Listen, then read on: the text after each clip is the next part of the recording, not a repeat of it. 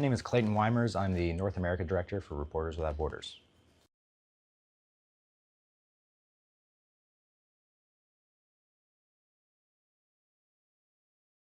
Well, I would say the biggest takeaway from this film really should be how incredibly difficult it is to report from Gaza, despite the fact that this is arguably one of the biggest, stories for the world of the past 3 years. It's been impossible for international journalists to tell it because the Israeli government has quite simply instituted a media blackout in Gaza. No foreign journalists have been allowed in, and it has been incredibly difficult to get Gazan journalists who have been injured, even severely injured, evacuated. And so that no in, no out policy has really made it entirely incumbent on local Gazan journalists to tell the story and share the images of what's going on in there. And meanwhile, the telecommunications infrastructure has been targeted, and the journalists themselves are being targeted. Over 250 Gazan journalists have been killed since the start of the war by the Israeli armed forces. And so that's the big takeaway. And as far as where Reporters Without Borders fits in here is, as an advocacy organization, we have been pushing since day one to let the media in and to stop the carnage of journalists who are just being slaughtered. There is no other modern conflict where the number of journalists killed has been even close to this high. It is truly horrific.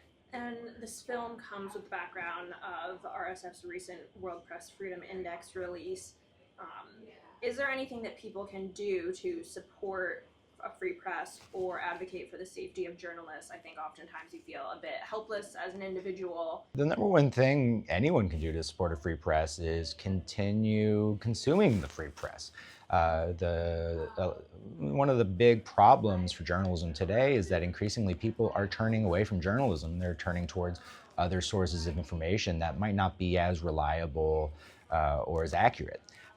But journalism is not easy and it's not cheap. And so if you really value news media, you got to pay for it, unfortunately. You got to subscribe. You got to tune in. It's not as easy as just following people on social media, unfortunately. But that's the thing, is social media makes it incredibly easy to get other types of content that are designed to engage you, and maybe not necessarily inform you. But if you want to be informed, that's what journalism is for. So that's my number one advice: is stay informed. Don't turn away from the press. But if you want to go one step further, the biggest thing holding back press freedom in this country is really just political will. Our political leaders have not done any meaningful work to protect press freedom in the past couple of decades. And the results are that the United States has consistently slid back on the World Press Freedom Index to the point where we're now 64th out of 180 countries. And as an American, that's embarrassing to me. This is the country of the First Amendment. The freedom of the press is enshrined in the Constitution. In fact, journalism is the only profession that gets a shout out in the Bill of Rights. And at this point, I think we've really taken our eye off the ball. And so that's the other thing people can do, is demand better of politicians and our public officials.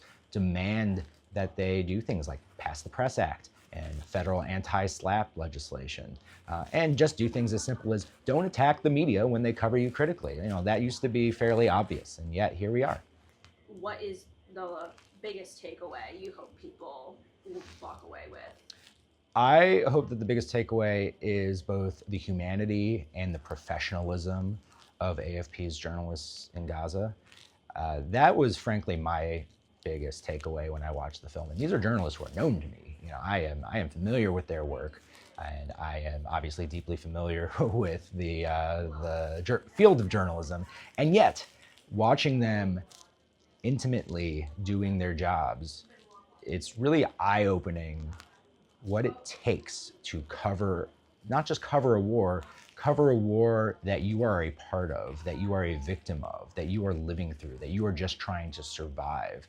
And watching them cobble together power strips on plastic folding tables and keep the rain out with plastic tarps so that it doesn't fry their electronics, so that they can just keep a signal to the outside world, because they know they are the world's only view into their home.